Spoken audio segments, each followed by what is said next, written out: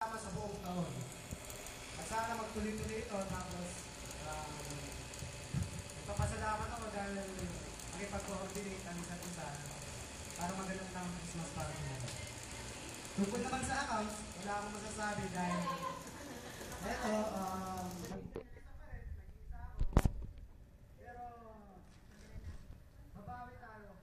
Nandiyan naman yung AIT buti medyo maganda-ganda naman ngayon. Aabutan rin namin yung Metro Bank. Okay, mag-alala. Thank you. Okay. For the speech naman, may I ask Mr. Rodrigo Velasco. Ano yun? Seniority nga eh.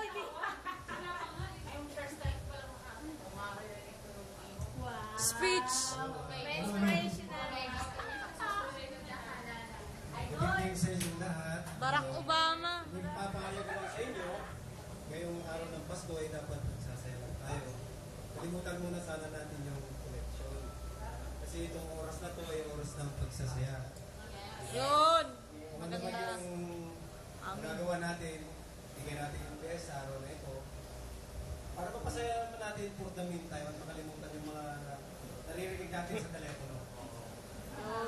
Sa mga bago, sana ay makikinig lang kayo palagi sa akin kasi kami, kumbaga doon sa nangyayari sa inyo ngayon, narinig na namin yun, alam na namin kung paano gabanan yun.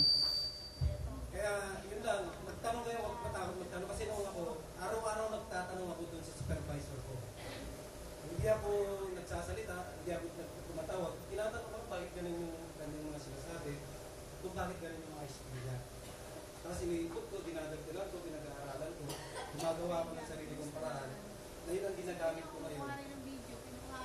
Na ibabangga ko dun sa kliyente. Ganun ang mangyayari lang dyan. Kaya tulad ng sinabi ko, magsasaya lang tayo. Sige, kalimutan muna natin yung kanina ang nangyari na